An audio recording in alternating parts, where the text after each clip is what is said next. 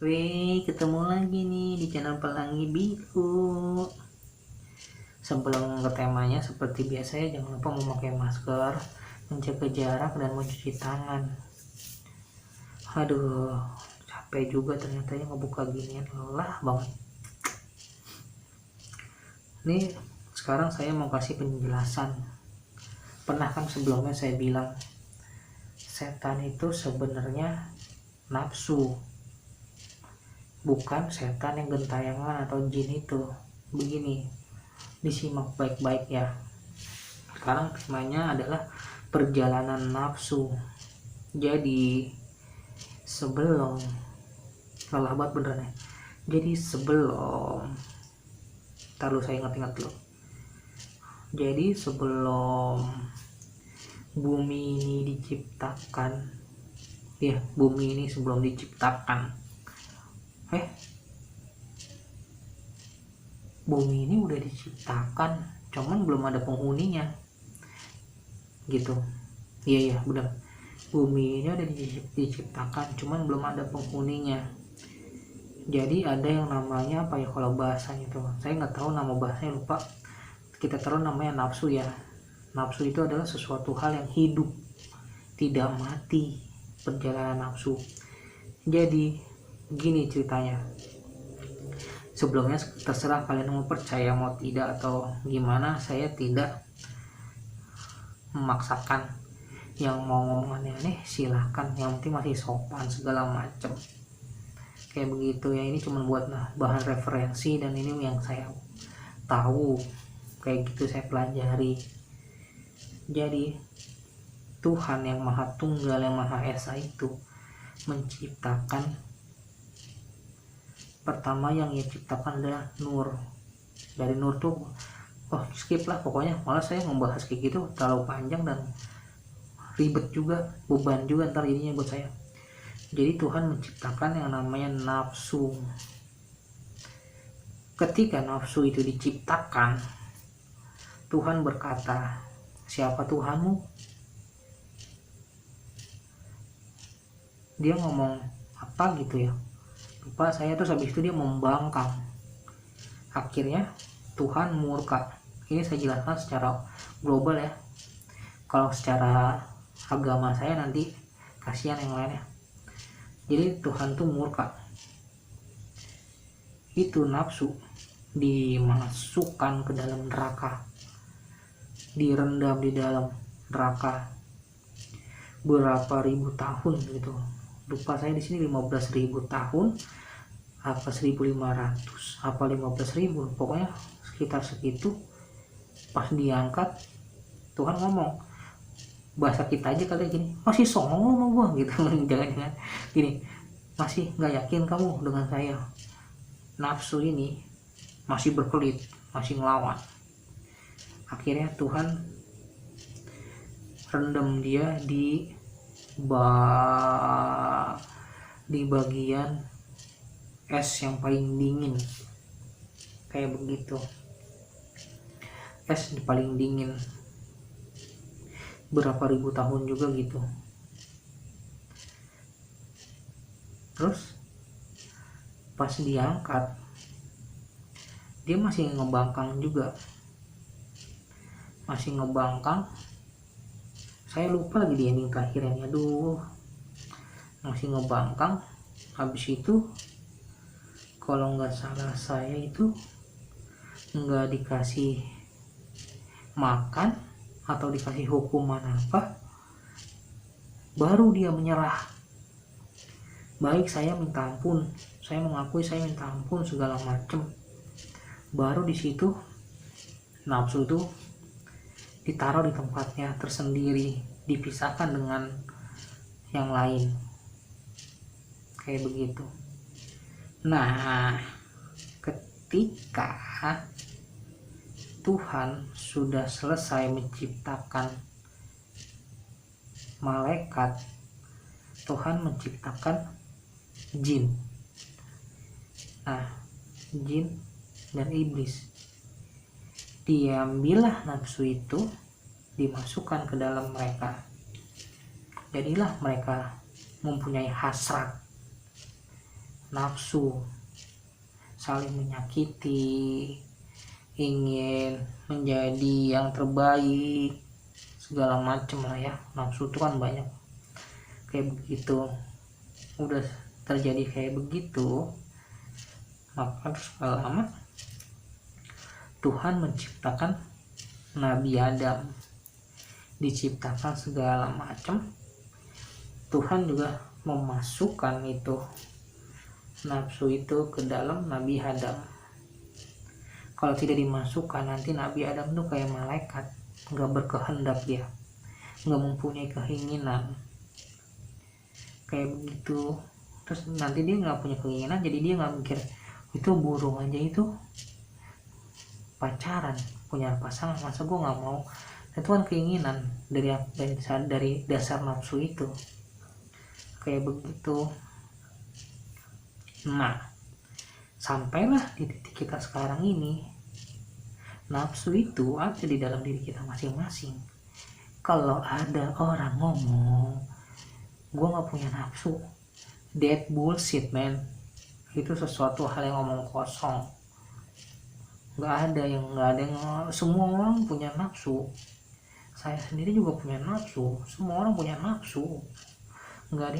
Kalau dia nggak punya nafsu, dia nggak akan bernafsu untuk menikah.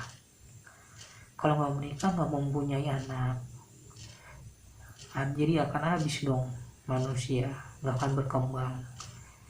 Dia nggak akan mengisi perutnya. Sedangkan kita kalau mau makan ini butuh yang namanya nafsu kayak begitu. Terus dia nggak akan bernafsu, berhasrat ingin membuat gedung, atau mungkin menjadi sebuah penemuan. Misalkan kayak orang menemukan listrik atau segala macam, kan itu kan dari hasratnya, dari nafsunya. Nah sekarang jadi gini, nafsu ini gak cuma satu, nafsu ini ada banyak, bercabang. Nafsu yang buat kebaikan, nafsu yang buat keburukan. Nafsu yang buat kebaikan seperti apa? Nah ini, mereka berhasrat membuat mobil untuk mempermudah, awalnya mempermudah manusia agar menempuh jarak lebih cepat lagi segala macam. Awalnya, lama-lama kan jadi sebuah keburukan membuat mobil tapi nggak bisa ngedaur ulangnya, membuat mobil dengan aksesoris atau interior yang mewah dengan bahan-bahan pilihan, tujuannya agar menarik daya beli atau melihat ini barang sesuatu hal yang baru, yang maju, yang wah gitulah pokoknya ya. Kan itu jadi ujung-ujungnya buat kesombongan kayak begitu. Tuh awal mula diciptakan untuk hal kebaikan, tapi lama-lama kesini sama aja lah kayak handphone. Gimana sih, mana ada sekarang orang pakai handphone jadul yang ada internetnya, internet semua kan. Nah internetnya itu, nah handphone dia baru ini sekarang kembali ke diri mereka sendiri. Mau buat apa, untuk apa? Mau buat situs porno kah? Mau buat selingkuh kah? Mau buat nipu kah? Mau buat apa tuh, minjem online, atau mau buat judi online sekarang? Semua kembali ke diri kita sendiri. Jadi nafsu tuh udah dari zaman dulu tuh memang diciptakannya seperti itu, dan kita tuh semua mempunyai nafsu. Tapi ada satu manusia yang tidak mempunyai nafsu. Saya tidak mau cerita di sini ya. Itu kajian sangat panjang lebar itu dari tahun bahala soalnya sampai sekarang baru ketemu tuh kemarin, ternyata begini-gini. Oh, dan itu memang kejadian real, nyata. Semua orang melihat manusia itu diperlakukan seperti itu. Orang tuh hanya memikirnya itu sebuah keajaiban, takjub. Padahal kalau kalian memahami tentang nafsu sampai ke titik makrifat, terus mempelajari nafsu, kalian akan mengerti, oh itunya dia ambil, jadi dia nggak punya jadi dia nggak mempunyai nafsu. Nafsunya dalam arti apa dulu nih? Nafsu dalam arti dia tidak mempunyai emosional, dia tidak memiliki amarah. Amarah ini pemicunya tuh nafsu amarah. Jadi yang diambil itu nafsu-nafsu keburukan, kayak kesombongan, kayak begitu. Tapi nafsu-nafsu yang kebaikannya itu masih ada. Jadi dia masih bisa makan, jadi dia bisa masih menggunakan pakaian yang bagus. Dia nggak pernah memakai yang bagus ya, nggak tahu dah, saya nggak pernah hidup di zamannya. Dia nggak pernah, misalkan taruhlah dia mempunyai kudanya itu diambil orang, jadi cuman ya sudahlah. Kalau kita mobil lu dicorong orang, motor lu dicorong orang, ngamuk nggak lu, lapor polisi nggak lu? Gitu. Jadi nafsunya tuh hilang. Dan satu lagi, nafsu itu penghalang hijab.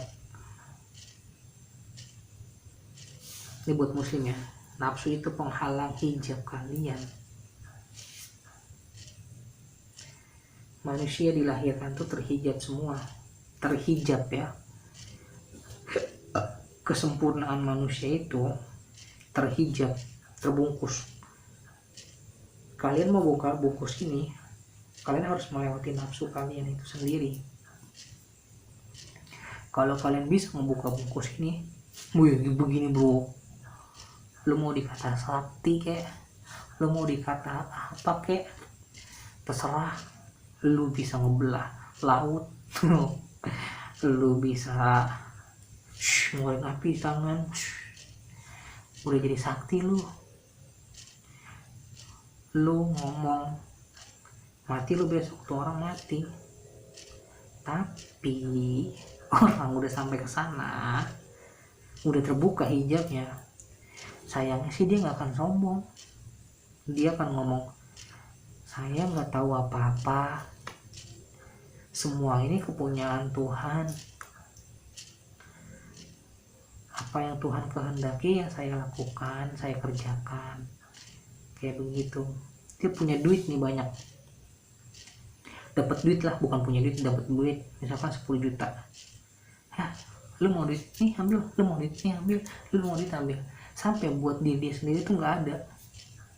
Bisa lu hidup kayak gitu? Yang ada kan kerjaan lu kerja, nyari duit yang banyak, nabung, kumpulin.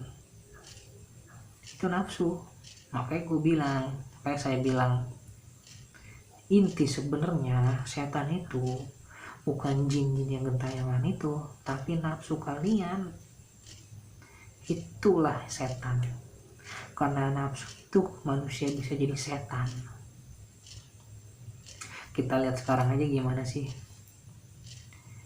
anak bunuh bapak bunuh anak, orang wik anaknya dibuang, nggak tanggung jawab, orang mengambil bukan haknya, orang nipu, ngebohongin segala macam, itu kan nafsu. Kayak begitu. Terkecuali kalian memang benar-benar tidak mempunyai uang, tidak makan, lalu kalian mencuri roti, nah itu bisa dipertimbangkan kembali.